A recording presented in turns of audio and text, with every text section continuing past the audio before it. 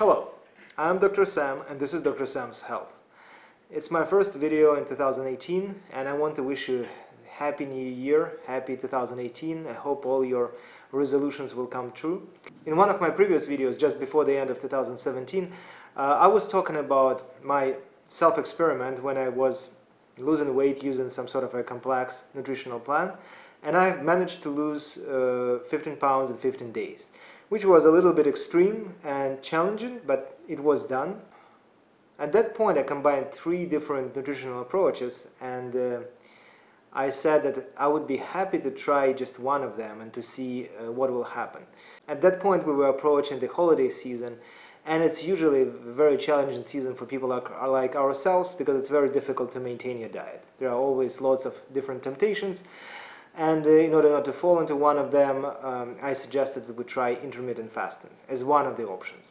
Actually, watch that video. I've got like 6 different approaches, but I chose intermittent fasting because at that point I was at the same baseline weight, and I could try 15 days of intermittent fasting without calorie restriction just to see what will happen. My goal was not to gain weight just because of the holiday season, but at the same time we would test if intermittent fasting on its own can lead to some sort of great results in terms of weight loss. As a side note, I would like to know that majority of people who are talking about intermittent fasting are usually saying that it's a very easy approach to follow, that it works miracles, and I kind of agree with a number of statements there, but the gist of it is that you can eat whatever you want as long as you have periods of fasting of like 16, 18, 20 hours. My plan was very simple.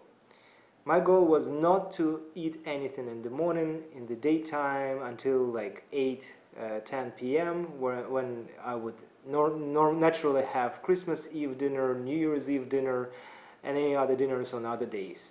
I would allow myself to eat whatever I want, as much as I want. I could have all my favorite foods, I could indulge in them as much as I want. Now it's time to show the results. Here is the chart, and you can see on this chart that when I was following a complex nutritional approach, I have lost almost 15 pounds in 15 days. Again, it was intense, but I'm very happy that I had this experiment. Another line represents my intermittent fasting experiment. And you can see that in this 15 days of trying intermittent fasting alone without any calorie restriction and without being picky about my foods, I did not lose any weight. I actually gained like 200 grams, but it's a negligible amount. The very good thing is I did not gain any weight during the holiday season, which was the whole point of this. But another hypothesis was that I would lose some weight just because intermittent fasting is so great. Unfortunately, it did not happen. So, based on this experiment and on my medical knowledge, my knowledge of physiology, biochemistry, nutrition science, I can safely say that intermittent fasting on its own is not a great way of losing weight. Please don't get me wrong. I do believe that intermittent fasting is a great approach to nutrition, to begin with. It creates this fantastic hormonal framework or conditions for your body to actually not only effectively lose weight, but to gain good muscle mass and lose fat at the same time. And also it has a number of health benefits. I will make a special video about that. At the same time, on its own, we just intermittently fast, but you do not monitor the foods that you take in and their quantity and quality, you're not going to lose weight. I have just illustrated it with my little experiment, but I would prefer to actually illustrate the effects of intermittent fasting in combination with the restricted calorie intake using the data from a clinical study. It's a randomized controlled trial, which is a gold standard for any kind of clinical experimental research. As always, when we talk about clinical research, I'll describe the study in detail. First, we'll start with the design of the study, then we'll get to the results, and then to their interpretation. So let us start with the description of the study.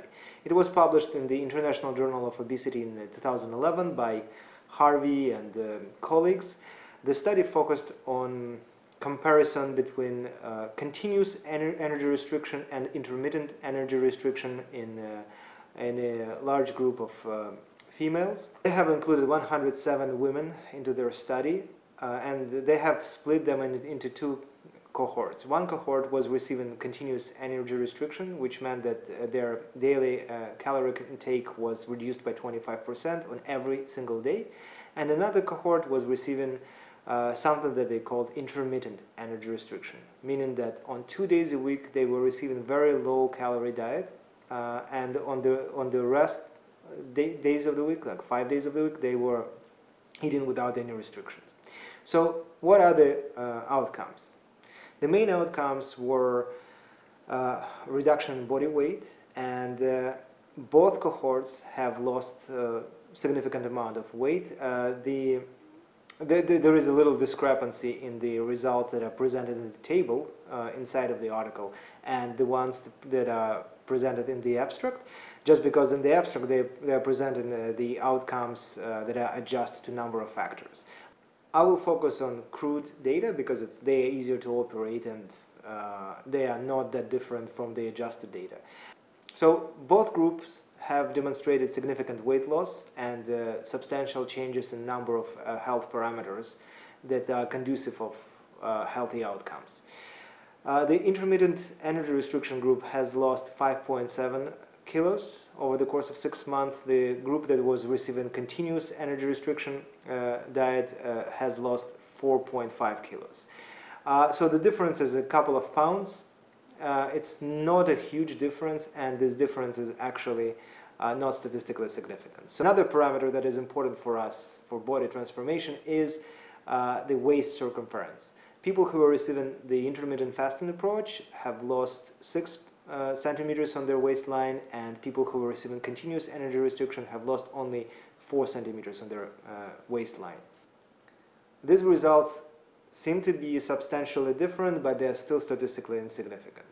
One important thing to mention is there was one parameter that was statistically significantly different between these two cohorts was insulin resistance. And insulin resistance was statistically significantly better in people who were receiving intermittent fasting approach. So there were a number of different indicators that have changed substantially in both cohorts. So there was not much difference. The difference was not statistically significant between these two groups. That shows that pretty much it doesn't matter whether it is intermittent fasting or continuous energy restriction, as long as there is some energy restriction. You are going to lose weight, you are going to lose some centimeters or inches in your waist, and number of health-related parameters of your body will change substantially in a good direction. And that brings us to our conclusions. My conclusions and my interpretation of this study and my experiment and pretty much the quintessence of the knowledge that I have is that intermittent fasting is a great approach for weight loss, but it has to be kind of complemented with energy restriction. If you are just using intermittent fasting, you might achieve some improvement in your hormonal levels, you might be able to maintain your weight while building some muscle. But at the same time, if you want to achieve really great weight loss and better health outcomes, you want to combine intermittent fasting with some other approaches, such as very straightforward calorie restriction, the way it was done in that study. And I think that also this study shows that calorie restriction works to begin with. It works pretty much the same whether it is complemented with intermittent fasting or not, but the health outcomes are slightly better if you are doing intermittent fasting at the same time. That completely corroborates my findings from my personal experiment when I combined intermittent fasting, calorie restriction, and ketogenic diet. I've lost 15 pounds in 15 days, and I felt really good in the end of the end of this period. But when I just used intermittent fasting without calorie restriction, without restricting myself to ketogenic foods or low carbohydrate diet, I did not lose any weight. That concludes my video for today. I hope it was helpful. So I will ask you to subscribe and like this video, post your comments, ask your questions. I'll be happy to address your questions, your interests, and to work towards building our community of people interested in weight loss, body transformation, healthy living, healthy cooking. And once again, happy 2018. See you in my next video.